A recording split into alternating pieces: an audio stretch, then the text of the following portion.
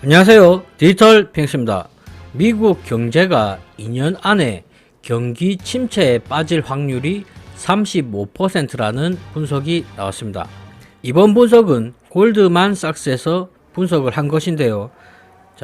이번 분석을 제외하고도 또 다른 미디어에서 1년 안에 경기 침체에 빠질 수 있다, 3년 안에 빠질 수 있다, 이런 분석들이 많이 나오고 있습니다. 우선 골드만삭스의 분석 내용부터 살펴보겠습니다. 골드만삭스의 수석 이코노미스트 잔 해치우스는 4월 17일 보고서에서 연준의 핵심 과제는 일자리 개수와 근로자 사이의 갭을 줄이는 것이라면서 물가 2%를 유지하기 위해서는 임금 상승 속도를 둔화시켜야 한다고 말했습니다. 여기서 갭이란 말은 그 차이를 말하는 것입니다. 또 기술적으로는 공극이라고도 표현하고 있습니다.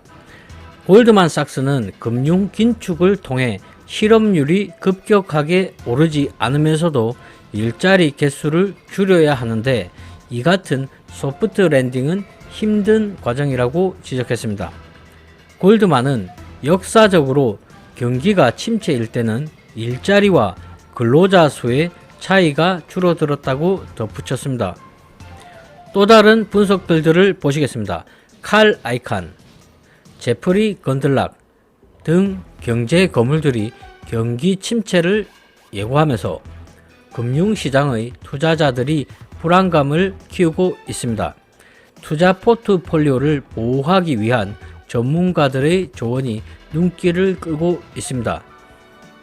3월 25일 CNBC에 따르면 주요 은행의 경제학자들은 최근 33% 미만의 경기 침체 가능성을 예상했지만 최근에는 그 확률이 높아지고 있답니다.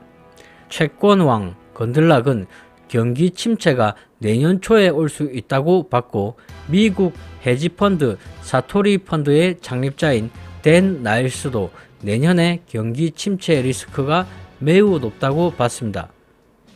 로젠버그 리서치의 데이비드 로젠버그 대표는 최근 CNBC 인터뷰에서 올해 여름 빠르면 오는 6월 늦어도 8월 정도면 경기 침체가 시작될 수 있다고 경고했습니다.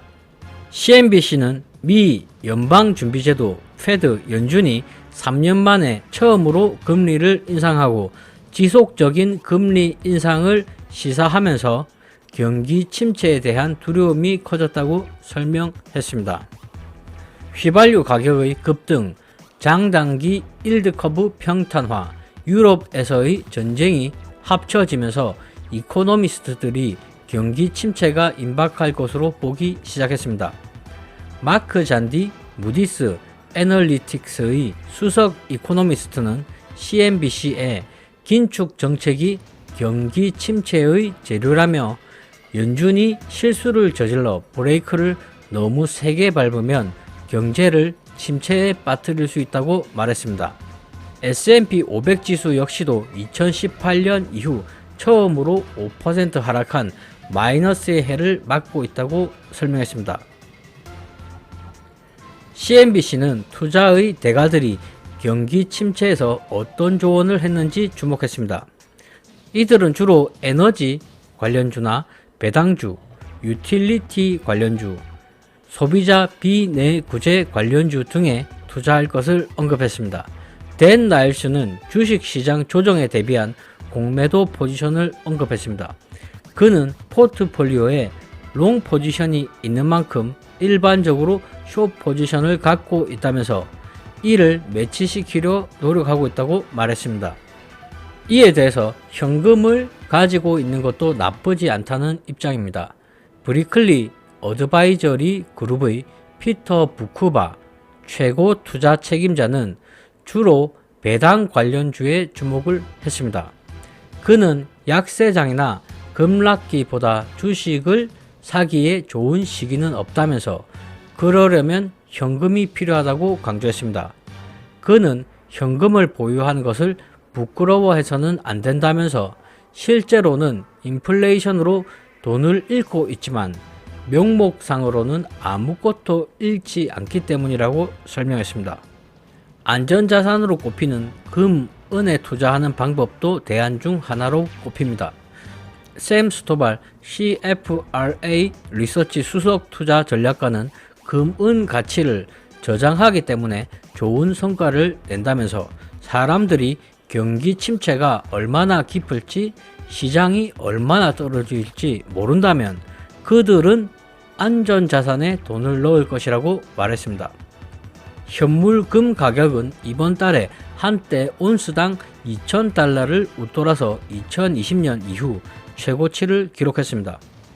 전체적인 내용을 요약해 보자면 현재 경제 전문가들이 경기 침체가 다가올 것이라고 예상을 하고 있답니다.